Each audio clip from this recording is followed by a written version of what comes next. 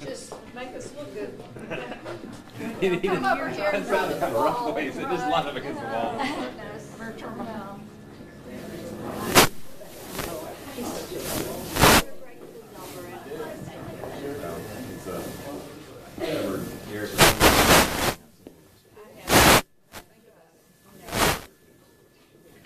Said that bridge went out in 77. I mean, it was. Yeah. Sarah said it was worse than they thought this was worse than Well, when you see it up close, my God, you can't imagine the devastation in Carter County. I mean, I went up there, well, we flew over there first, and I didn't think it would be near, but it's the dams. It's just, they're not breach, it's just there's such pressure, they have to release it, and so. Who are we waiting on? We're waiting on The governor. Of course, it's always a man. No offense, Phil. Did you notice who are the women? Oh, sorry. No offense. He's my pal. Yes. Oh my gosh. Why didn't you see him standing up there?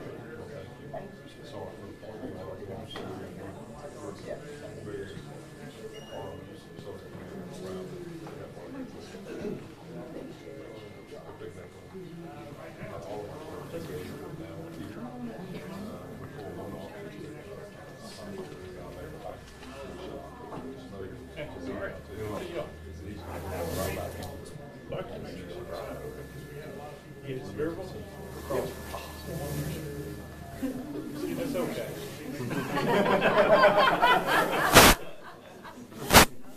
But not your favorite. Yeah, that is not my favorite. That's good. Where's the best one? Of course. That's the one. Yeah, that's an easy one to get on also.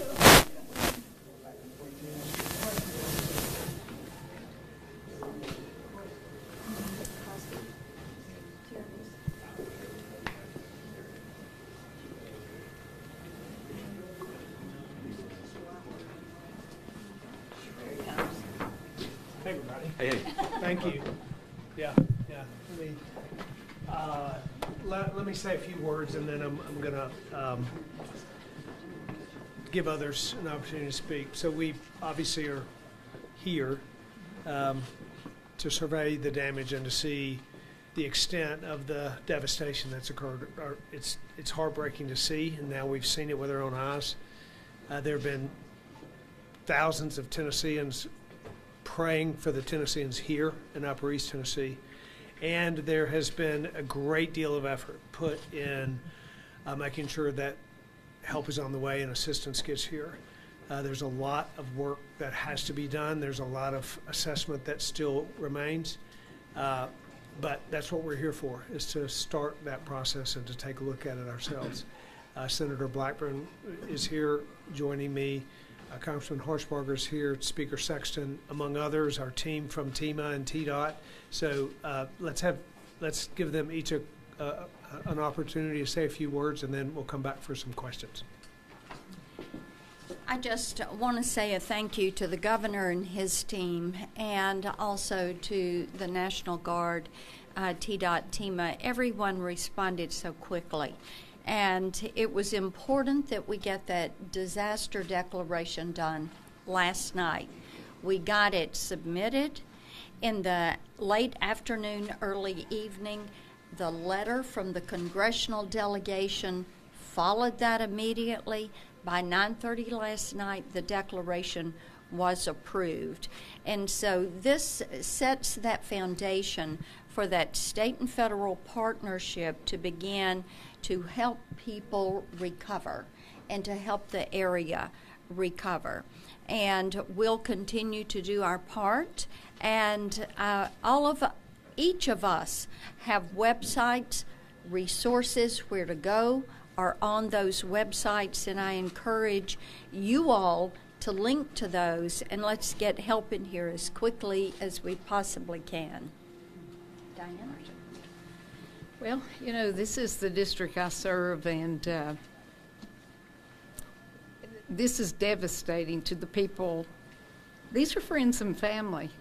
And when you get in the air, and thank God for the National Guard, even yesterday in Unicoi, when you get in the air and you see the devastation, and these are not just, businesses, these are people, these are friends, these are our families that I've taken care of. And, thank God for Governor Lee and Senator Blackburn and, the declaration. And it's something like we've never seen in this part of the state. Who would think that a hurricane would do this much damage in East Tennessee? But that's where we're at, and I've had people reach out from all over the country to say, what can I do to help you? And they are concerned. And I want the people here in the 1st District to know that we won't stop. We're going to get them the help they need, whether it's personal, whether it's their businesses, their family. The devastation is here, and it'll take a long time to recover, but we have a good infrastructure here to get things done with TEMA and everybody that's represented here. So just know that we love you and we're praying for you. Just as the governor said, this is devastating, but we're tougher than that in East Tennessee. So we'll rebuild, and you can reach out to me for anything. And I'm talking to every constituent I have. To me, they're friends and family, so don't hesitate to do that. And thank you all for being here. And thank the National Guard for what they did yesterday to rescue the people off the hospital. And there's still more to go. So reach out to my office, Senator Blackburn, Senator Haggerty, the governor's office. We're here to help. First of all, I appreciate the governor and his leadership and his team's leadership, TDOT, TEMA, and everybody for what they did yesterday. When you went out and saw the power of what Mother Nature has happened with just water, total devastation, destruction. But what you did see is you saw a lot of individuals out there helping one another clear their property, clear out their roads, start working to get things back again. And it's going to be a long road. It's a long process. But with the help of Senator Blackburn, Congressman Harshbarger, and the governor, and everyone else, and the locals, and we can't thank local EMS enough either for their first responders when all this happened, and partnering with them in the state, and in North Carolina actually helping us as well during this disaster. Everybody working together, that's what it's going to take, and so we're going to continue to fight this long road to recovery, but we'll get there, and we'll come out stronger. Thank you. Great. So as we said, and as you've seen, there's a great deal of damage, a great deal of heartache, a great deal of work to be done. It is heartbreaking to see it. It's heartening to see the folks that have come together to start already to reach out to their neighbors and help. So there's a lot of work to do, but we're getting started now. Happy to take questions. One question I have for you: we've had several calls into our newsroom of people saying that their trapped bridges are gone. People are without water. What's your message to them this evening? There's a lot of damage out there, and there are bridges out, and we've seen those. There are roads that are impassable now, so that isolates people for certain. We're aware of those situations. At least we may not be aware of every individual, but we know that there are these isolating incidents out there. TEMA is addressing those with local EMS, and let me just comment as well. There's been a tremendous amount of partnership here between local agencies, but with TEMA, with National Guard, as was mentioned, but the local folks here from sheriff's departments, police departments, fire departments, local emergency management operations, incredibly well coordinated. I think that's part of what we saw yesterday in Unicoi on that hospital. And the partnership extended way beyond that.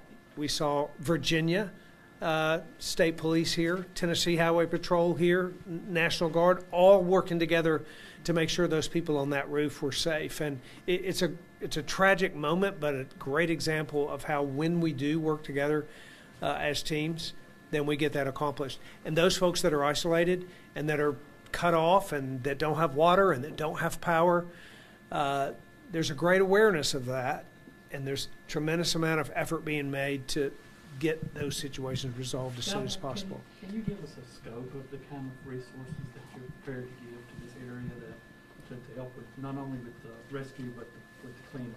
Well, I think what we're prepared to do is whatever it takes. And I say that understanding that we are working with FEMA, and we have Patrick Sheehan, Director of TEMA, here. If you want to add to any of these comments, Patrick, you can. But we are working with FEMA. As you know, we've requested this declaration, but we're also expanded that request to a major disaster declaration. With those declarations come financial assistance and federal funding. So FEMA actually has people on the ground assisting our team of folks.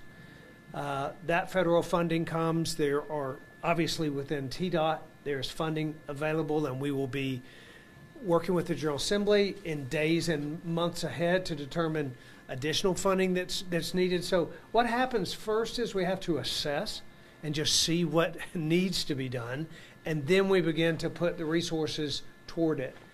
What I think you'll see is whatever resources are available from a federal and state standpoint, that's what you're going to see bringing here.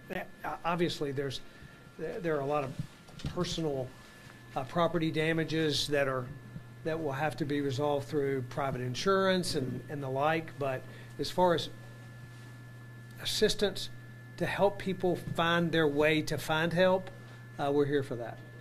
I know it's just been less than 24 hours now. Do we have any type of ideas of the magnitude of the damage or spread across 3-4 East Tennessee counties?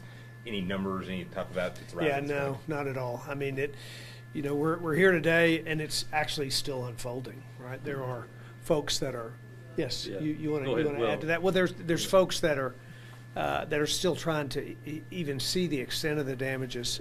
Butch Ely had a TDOT, so do you have something to add? Well, just as the governor said, we're still in the assessment phase at this point, but we have strike teams that have come in from other parts of the state that are on the ground today. They are here and are working with our local officials at TDOT, and we're already working very diligently out there right now to clear the roads, get the debris off the roads, and work with our county officials and local officials to make sure we're opening access to be able for the bridges. We've got bridges out in several counties. Obviously, we had some bridges out on the interstate as well, and so we're working right now with the local officials to get access back for everybody to be able to get connected back to their communities. And so that's what we're really kind of focused on now, and we're going to be working. But as Governor said, this is the assessment phase. It's going to take a little while, but we're 100% committed to moving forward with that as quickly as possible. Governor, I want to ask about the dams. There was also a lot of concern yesterday about the structure of some of these dams, and we did take a look at one of those. So tell me a little bit about what kind of focus is happening on the dams that kind of been kind of strained. There have been a lot of reports. Some of them were inaccurate reports that there had been a dam failure, that this dam was about to fail. We certainly know that these dams have been filled, they've been pushed, they have been tested, and there will actually continue to be continuously tested. So TVA is looking at the dams all up and down the Nolichucky River, for example, all of the dams that are in question. They have ranked them and put red, yellow, green assessments on those to make sure that the residents that live downstream know that this dam is full, this dam is being tested, and we don't want to, just out of an abundance of caution, we want to make sure people are gone. But what I'll say right now is we do not believe, and Patrick, you can comment to this too, and TVA ultimately will issue warnings about the dams, but what we believe right now is there has been no catastrophic dam failure, and there is no imminent dam failure. There is a danger downstream from some of these TVA dams, and the folks that live there know it, but that danger exists because we are at unprecedented water levels behind those dams. what I would say is folks need to pay very close attention. They need to heed warnings. They need to be looking for information put out by TVA in particular, by TEMA, by local officials, just to make sure that when there is a concern, folks that will be affected by it know about that concern. You want to add to that? Or I is think there that's anything to add? absolutely right with the dam. So, hey, I would like to add, we know that people are missing. I asked Director Roush and TBI to help us with reunifications and notifications. So if you're aware of a missing family member, 1-800-TBI-FIND is the number to call. We've tweeted about this along with the TBI and posted things about it. But 1-800-TBI-FIND, if you're missing a loved one that you think was in Tennessee and in a lost area, we ask that you pay attention to that. For folks that have lost their homes, we just ask you to document things. Shelters are open and in the areas. You can find those locations on TEMA's website. We're working with the communities, the American Red Cross, and other VOADs as well. But that information is available. But document your losses. Make sure that someone in the emergency management community knows that you have losses and that you're in need.